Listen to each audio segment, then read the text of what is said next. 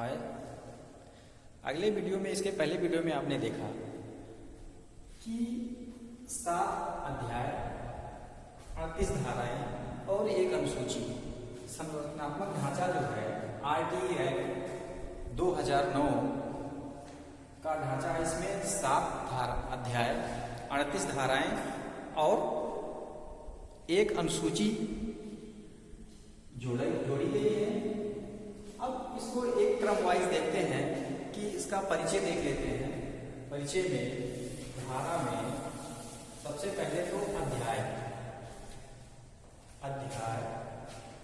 परिचय जो है इसका, परिचय में अध्याय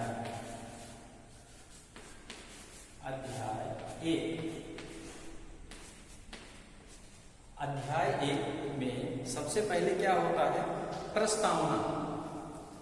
पहले तो कुछ भी शुरू होने से पहले प्रस्तावना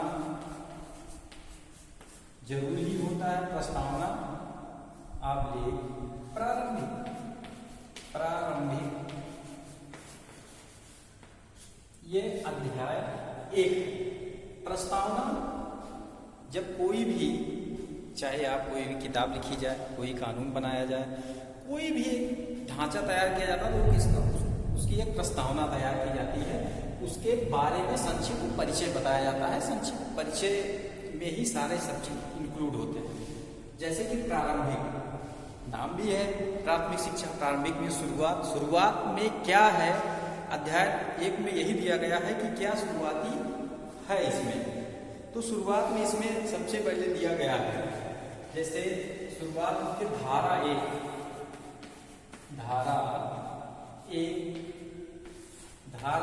में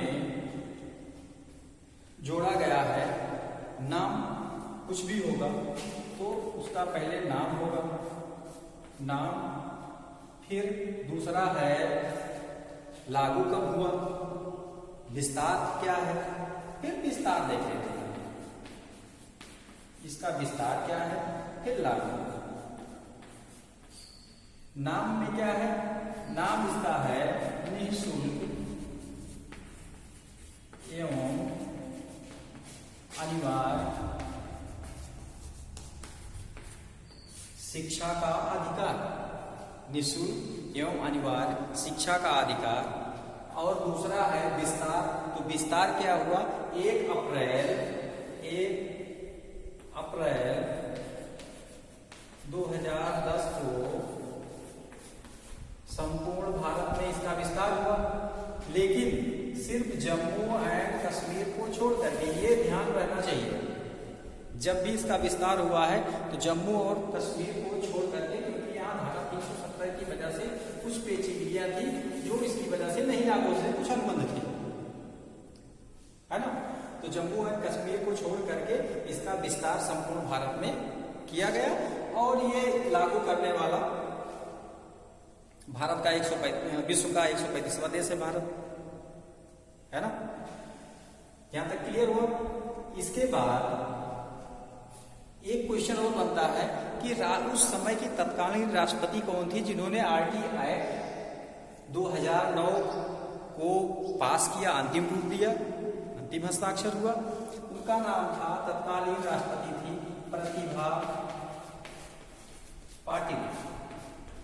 पाटिल थी, जिन्होंने अंतिम रूप दिया, अंतिम अनुमोदन मिला। उसके बाद एक कानून बना जो कि पूरे संपूर्ण भारत में लागू हुआ। तो उसमें देखा, सबसे पहले राजस्थान की सरकार ने लागू किया। उसके बाद अब हो गया नंबर 1, ये धारा नंबर 1 हुई। फिर उसके बाद आती है धारा 2। धारा 1 में है नाम हो गया, उसका क्या नाम है, दूसरा विस्तार, फिर लागू। विस्तार हुआ, फिर लागू हुआ आपका यही 1 अप्रैल 2010 को, है ना, लागू हो गया। अब उसके बाद इंप्लीमेंट करना है 2011 में, 29 मार्च 1 अप्रैल 2011 में राजस्थान की सरकार ने लगा दिया अपने प्रदेश में। उसके बाद दूसरा है धारा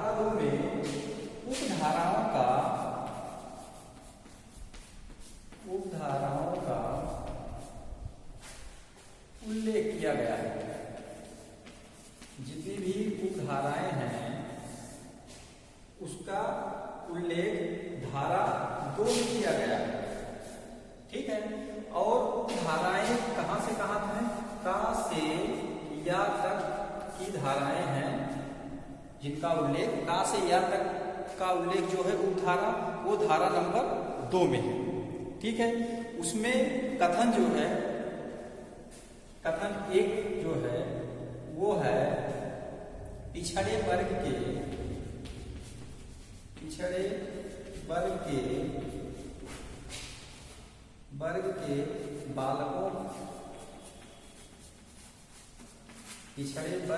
बालकों,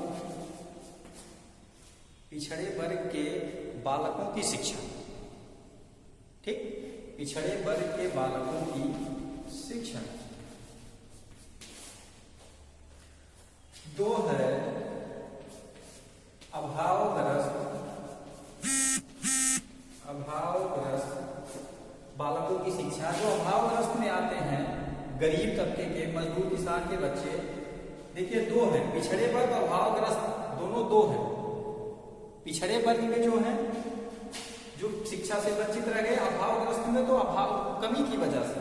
अभावग्रस्त में जैसे आप जानते हैं एपीएल और बीपीएल की श्रेणी के बच्चे आते हैं, एपीएल और बीपीएल श्रेणी के बच्चे आते हैं, ये अभावग्रस्त क्षेत्र के हैं।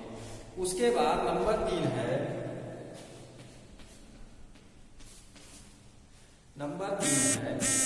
बालकों से आशय। बालकों से क्या आशय है? बालकों से आशय का मतलब हो गया,